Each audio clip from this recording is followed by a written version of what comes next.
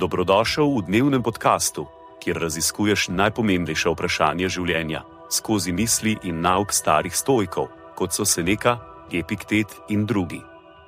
Vsak dan ti prinaša novo lekcijo o življenju, prilagojeno za človeka v modernem času.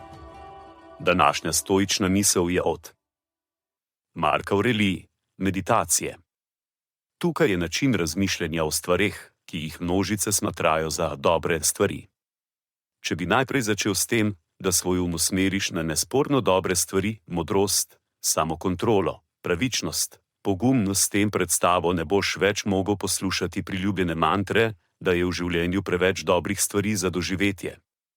Konec citata. Sledi kratka razširitev te misli za modernega človeka. Družba nas pogosto bombardira z idejo, da je na svetu preveč dobrih stvari, da bi jih lahko izkusili v enem življenju.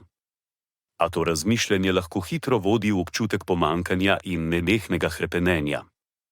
Nasprotno pa nam Mark Aurelij predlaga, naj se osredotočimo na tisto, kar je resnično dobro, modrost, samokontrolo, pravičnost, pogum. Te vrednote ne zmanjka in ne zbledijo s časom. Ne gre za to, da bi jih dosegli ali jih izkusili, ampak da jih vgrajujemo v naše življenje. Predstavljajte si, da se odločate med obiskom razkošnega koncerta ali preživljanjem večera v tišini z dobro knjigo. Družba bi morda vrednotila koncert kot boljšo izkušnjo, vendar to ne pomeni, da bi morali tudi vi to vrednotiti na isti način. Morda boste s tišino in modrostjo knjige našli večjo vrednost. Na koncu dneva, resnično dobre stvari v življenju niso tiste, ki so omejene ali minljive, ampak tiste, ki jih lahko vedno izbiramo v modrost, samokontrolo, pravičnost in pogum.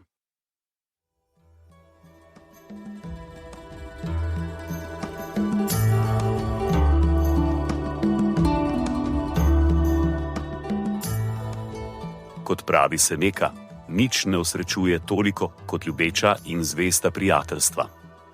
Zato podeli to epizodo z nekom, ki ti je blizu, in ne pozabi slediti podkastu, da boš lahko obveščen, ko bodo objavljene nove epizode starih modrosti stoikov. Želim ti polno preizkušenj in poguma v tem dnevu.